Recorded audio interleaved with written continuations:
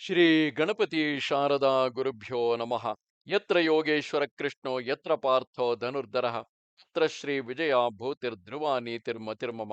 ಶ್ರೋತೃಗಳಿಗೆ ಶ್ರೀ ಅಳಸಿಂಗರಾಚಾರ್ಯ ವಿರಚಿತ ಶ್ರೀ ವ್ಯಾಸ ಮಹರ್ಷಿ ಪ್ರಣೀತ ಶ್ರೀಮನ್ ಮಹಾಭಾರತದ ದ್ರೋಣ ಪರ್ವದಲ್ಲಿ ಶ್ರೀಕೃಷ್ಣನು ಆ ರಾತ್ರಿಯಲ್ಲಿ ಅರ್ಜುನನಿಂದ ತ್ರ್ಯಂಬಕ ಬಲಿಯನ್ನು ಕೊಡಿಸಿದುದು, ದಾರುಕನೊಡನೆ ಕೃಷ್ಣನ ಸಂಭಾಷಣೆಗಳು ಎಂಬ 79ನೆಯ ಅಧ್ಯಾಯಕ್ಕೆ ಸ್ವಾಗತ. ಸಂಜಯನು ಧೃತರಾಷ್ಟ್ರನನ್ನು ಕುರಿತು ಹೇಳುತ್ತಿರುವನು. ಮಹಾರಾಜ, ಆಮೇಲೆ ಕೃಷ್ಣನು ತಿರುಗಿ ಅರ್ಜುನನ ಮನೆಗೆ ಬಂದು ಆಚಮನವನ್ನು ಮಾಡಿ ಶುಭಕರವಾದ ಒಂದು ಸ್ಥಳವನ್ನು ಸಂಸ್ಕರಿಸಿ ಅಲ್ಲಿ ದರ್ಭೆಗಳಿಂದ ಒಂದು ಆಸ್ತರಣವನ್ನು ಹರಡಿದನು. ಅದನ್ನು ಗಂಧಮಾಲ್ಯಗಳಿಂದಲೂ ಅರಳುಗಳಿಂದಲೂ ಅಲಂಕರಿಸಿ ಅದರ ಸುತ್ತಲೂ ಆಯುಧಗಳನ್ನಿರಿಸಿದನು. ಅರ್ಜುನನನ್ನು ಕರೆದು ಅವನಿಂದ ಆಚಮನವನ್ನು ಮಾಡಿಸಿ ರಾತ್ರಿಯಲ್ಲಿ ಪ್ರತಿದಿನವೂ ನಡೆಸತಕ್ಕ ತ್ರ್ಯಂಬಕ ಬಲಿಯ ಕ್ರಮವನ್ನು ತೋರಿಸಿದನು. ಆಗ ಅರ್ಜುನನು ಶ್ರೀಕೃಷ್ಣನನ್ನೇ ಗಂಧಮಾಲ್ಯಗಳಿಂದ ಅಲಂಕರಿಸಿ ಆ ತ್ರ್ಯಂಬಕ ಬಲಿಯನ್ನು ಅವನಿಗೆ ಅರ್ಪಿಸಿದನು. ಆಗ ಕೃಷ್ಣನು, ಅರ್ಜುನ, ಒಳ್ಳೆಯದು ಎಂದು ಆದರಿಸಿ, ಇನ್ನು ನೀನು ಹೋಗಿ ಮಲಗು, ನಿನಗೆ ಮಂಗಳವಾಗಲಿ, ನಾನು ಹೋಗಿ ಬರುವೆನು ಎಂದು ಹೇಳಿ ಆಯುಧ ಪಾಣಿಗಳಾದ ದ್ವಾರಪಾಲಕರನ್ನು ಅಲ್ಲಿನ ಕಾವಲಿಗಾಗಿ ಇರಿಸಿ ದಾರುಕನೊಡನೆ ತನ್ನ ಶಿಬಿರಕ್ಕೆ ಬಂದು ಮುಂದಿನ ಕಾರ್ಯಗಳನ್ನು ಕುರಿತು ಆಲೋಚಿಸುತ್ತಾ ತನ್ನ ಹಾಸಿಗೆಯಲ್ಲಿ ಮಲಗಿದನು. ಮುಂದೆ ಅರ್ಜುನನ ದುಃಖವನ್ನು ನೀಗಿಸಿ ಅವನ ತೇಜಸ್ಸನ್ನು ವೃದ್ಧಿಗೊಳಿಸತಕ್ಕ ಮಾರ್ಗವೇನೆಂಬುದನ್ನು ತನ್ನಲ್ಲಿ ತಾನೇ ಚಿಂತಿಸುತ್ತಿದ್ದನು. ಆ ರಾತ್ರಿಯಲ್ಲಿ ಪಾಂಡವ ಶಿಬಿರದಲ್ಲಿ ಒಬ್ಬನಿಗಾದರೂ ನಿದ್ರೆಯಿಲ್ಲ. ಎಲ್ಲರೂ ಬೆಳಗಾದ ಮೇಲೆ ಏನಾಗುವುದೋ ಎಂಬ ಚಿಂತೆಯಿಂದ ಎಚ್ಚರಗೊಂಡು ಕಳವಳಿಸುತ್ತಿದ್ದರು. ಒಬ್ಬೊಬ್ಬರ ಮನಸ್ಸಿನಲ್ಲಿಯೂ ವಿಧ ವಿಧವಾದ ಚಿಂತಾ ತರಂಗಗಳು ಹೊರಡುತ್ತಿದ್ದವು.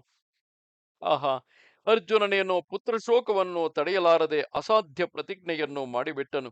ಅದರಂತೆ ನಾಳೆ ಅವನು ಸಿಂಧುರಾಜನನ್ನು ಕೊಂದೇ ತೀರಬೇಕು. ಈ ಕಾರ್ಯವು ಅವನಿಂದ ಹೇಗೆ ತಾನೇ ಸಾಧ್ಯವೋ ತಿಳಿಯಲಿಲ್ಲ.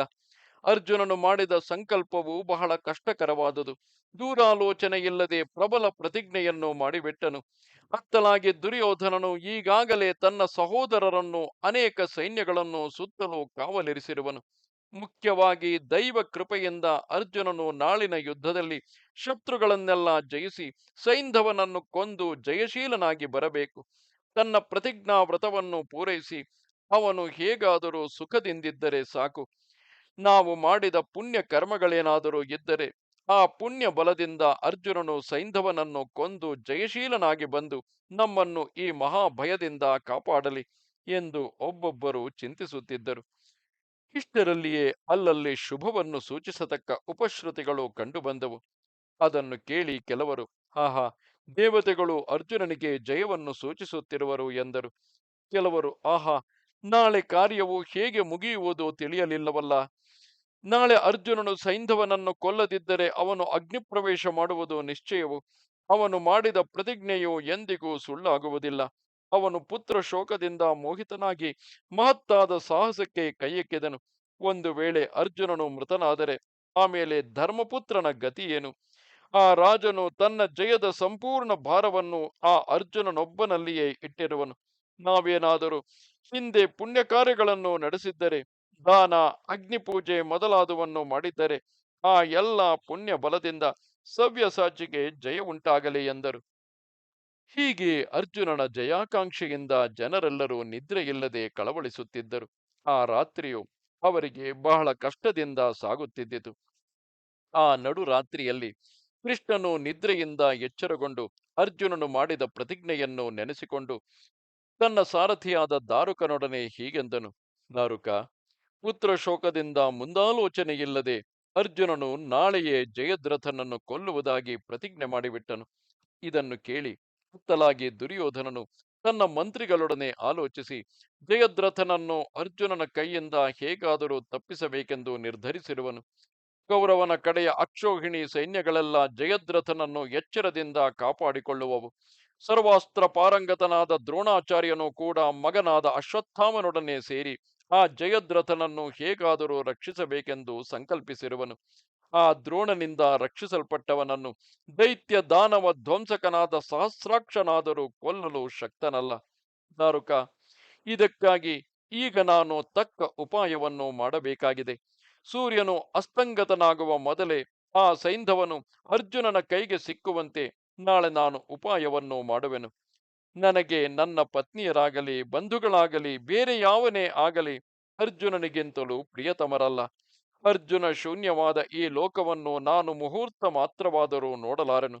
ಅದಕ್ಕೆ ಎಂದಿಗೂ ಅವಕಾಶ ಕೊಡಬಾರದು. ಇದಕ್ಕಾಗಿ ನಾನೇ ಯುದ್ಧಕ್ಕೆ ಹೋಗಿಯಾದರೂ ಕರ್ಣ ಸುಯೋಧನರೊಡನೆ ಕೌರವ ಸೈನ್ಯಗಳನ್ನೆಲ್ಲ ಮೊತ್ತಕ್ಕೆ ಕೊಂದು ತೀರಿಸಿ ಬಿಡಬೇಕೆಂದು ಉದ್ದೇಶಿಸಿರುವೆನು. ನನ್ನ ವೀರ್ಯವನ್ನು ಮೂರು ಲೋಕಗಳು ನೋಡಲಿ. ಆ ಅರ್ಜುನನಿಗಾಗಿ ನಾನು ತೋರಿಸತಕ್ಕ ಪರಿಶ್ರಮವಾದರೂ ಜನಗಳಿಗೆ ತಿಳಿಯಲಿ. ನಾಳೆ ನಾನು ನೂರಾರು ರಾಜಕುಮಾರರನ್ನು ಅವರ ರಥ ಗಜ ತುರಗಗಳೊಡನೆ ಬಡಿದೋಡಿಸುವೆನು. ನಾಳೆ ನನ್ನ ಚಕ್ರಾಯುಧದಿಂದ ಹತವಾಗಿ ಬೀಳುವ ರಾಜ ಸೈನ್ಯಗಳನ್ನು ನೀನೇ ನೋಡುವೆ. ದೇವಾಸುರ ಗಂಧರ್ವ ಪಿಶಾಚ ರಾಕ್ಷಸರೆಲ್ಲರೂ ಅರ್ಜುನನಲ್ಲಿ ನನಗಿರತಕ್ಕ ಪ್ರೇಮವೆಷ್ಟೆಂಬುದನ್ನು, ಪಾಂಡವರಿಗಾಗಿ ನಾನು ಮಾಡತಕ್ಕ ಕಾರ್ಯವನ್ನು ನೋಡಲಿ. ದಾರುಕ, ಅರ್ಜುನನನ್ನು ದ್ವೇಷಿಸುವವನು ಯಾವನೋ ಅವನು ನನಗೂ ದ್ವೇಷಿ. ಅವನಿಗೆ ಅನುಕೂಲರು ಯಾರೋ ಅವರು ನನಗೆ ಅನುಕೂಲರು. ನನಗೆ ಅರ್ಜುನನು ಅರ್ಧ ಶರೀರವೆಂದು ತಿಳಿ. ದಾರುಕ, ಈ ಬೆಳಗಾಗುವಷ್ಟರಲ್ಲಿಯೇ ನೀನು ವಿದ್ಯುಕ್ತವಾಗಿ ನನ್ನ ರಥವನ್ನು ಸಿದ್ಧಪಡಿಸಿಕೊಂಡು ಬಾ. ಆ ರಥದಲ್ಲಿ ಕೌಮೋದಕಿ ಎಂಬ ನನ್ನ ಗದೆ, ನನ್ನ ದಿವ್ಯ ಶಕ್ತಿ, ಚಕ್ರಾಯುಧ, ನನ್ನ ಧನುರ್ಬಾಣಗಳು ಮೊದಲಾದ ಎಲ್ಲ ಉಪಕರಣಗಳನ್ನು ಸಿದ್ಧಪಡಿಸಿಕೊಂಡು ಬಾ. ಗರುಡ ಚಿಹ್ನವುಳ್ಳ ನನ್ನ ಧ್ವಜಕ್ಕೆ ಸರಿಯಾದ ಸ್ಥಾನವನ್ನು ನೋಡಿ ಎಲ್ಲರಿಗೂ ಸ್ಪಷ್ಟವಾಗಿ ತೋರುವಂತೆ ರಥದಲ್ಲಿ ನಿಲ್ಲಿಸಿಬಿಡು. ವಿಶ್ವಕರ್ಮ ನಿರ್ಮಿತವಾದ ನನ್ನ ರಥದ ಮೇಲೆ ಚಿನ್ನದ ಜಾಲರಿಗಳಿಂದ ಅಲಂಕೃತವಾದ ಛತ್ರವನ್ನು ನೆಲೆಗೊಳಿಸು. ಶೈಬ್ಯ, ಸುಗ್ರೀವ, ಮೇಘಪುಷ್ಪ, ಬಲಾಹಕಗಳೆಂಬ ನನ್ನ 4 ಕುದುರೆಗಳನ್ನು ರಥಕ್ಕೆ ಹೂಡಿ ನೀನು ಯುದ್ಧಕಾಲಕ್ಕೆ ಯೋಗ್ಯವಾದ ಕವಚವನ್ನು ಧರಿಸಿ ಸಿದ್ಧನಾಗು. ಮೇಘಧ್ವನಿಯಂತೆ ಮೊಳಗುವ ಭಯಂಕರವಾದ ನನ್ನ ಪಾಂಚಜನ್ಯ ಘೋಷವನ್ನು ಕೇಳಿದೊಡನೆ ನೀನು ರಥವನ್ನು ತಂದು ನಿಲ್ಲಿಸಬೇಕು. ನಾಳೆ ಒಂದೇ ದಿವಸದೊಳಗಾಗಿ ನನ್ನ ಅತ್ತೆಯ ಮಗನು, ನನಗೆ ಸಹೋದರ ಸಮಾನನೂ ಆದ ಆ ಅರ್ಜುನನ ದುಃಖಾಕ್ರೋಶಗಳೆರಡನ್ನು ಪೂರ್ಣವಾಗಿ ನೀಗಿಸುವೆನು. ಅರ್ಜುನನು ಹೇಗಾದರೂ ಆ ಜಯದ್ರಥನನ್ನು ಎಲ್ಲ ಧಾತ್ರರಾಷ್ಟ್ರರ ಕಣ್ಣೆದಿರಿಗೆ ನಾಳೆಯೇ ಕೊಲ್ಲುವಂತೆ ಪ್ರಯತ್ನಿಸುವೆನು. ಆ ಅರ್ಜುನನು ಯಾರು ಯಾರನ್ನು ಕೊಲ್ಲಬೇಕೆಂದು ಯತ್ನಿಸುವನೋ ಅದು ಹಾಗೆಯೇ ನಡೆಯಬೇಕೆಂಬುದು ನನ್ನ ಸಂಕಲ್ಪವು. ಅದರಂತೆ ಅವನು ಅಲ್ಲಲ್ಲಿ ಇದಿರಾದವರನ್ನೆಲ್ಲ ಕೊಲ್ಲುವನು ಎಂದನು. ಕೃಷ್ಣನ ಈ ಮಾತುಗಳನ್ನು ಕೇಳಿ ದಾರುಕನು ವಿನಯದಿಂದ, ಓ ಪುರುಷೋತ್ತಮ, ಲೋಕೇಶ್ವರನಾದ ನೀನು ಯಾವನ ಸಾರಥ್ಯಕ್ಕಾಗಿ ಕೈಕಟ್ಟಿ ನಿಂತಿರುವೆಯೋ ಅವನಿಗೆ ಜಯವೇ ಸ್ಥಿರವು, ಅಂಥವನಿಗೆ ಪರಾಜಯವೆಲ್ಲಿಯದು. ನಿನ್ನ ಆಜ್ಞೆಯಂತೆ ಈ ರಾತ್ರಿ ಕಳೆದು ಬೆಳಗಾಗುವಷ್ಟರಲ್ಲಿಯೇ ನಿನ್ನ ರಥವನ್ನು ಸಿದ್ಧಪಡಿಸುವೆನು. ಅರ್ಜುನನ ಜಯಕ್ಕಾಗಿ ನೀನು ಸಿದ್ಧನಾಗು ಎಂದನು. ಇದು 79ನೆಯ ಅಧ್ಯಾಯವು. ನಮಸ್ತೆ ಶಾರದೆ ದೇವಿ, ಕಾಶ್ಮೀರ ಪುರವಾಸಿನಿ, ತ್ವಾಮಹಂ ಪ್ರಾರ್ಥಯೇ ನಿತ್ಯಂ, ವಿದ್ಯಾದಾನಂಚ ದೇಹಿಮೆ. ನಮಸ್ಕಾರ.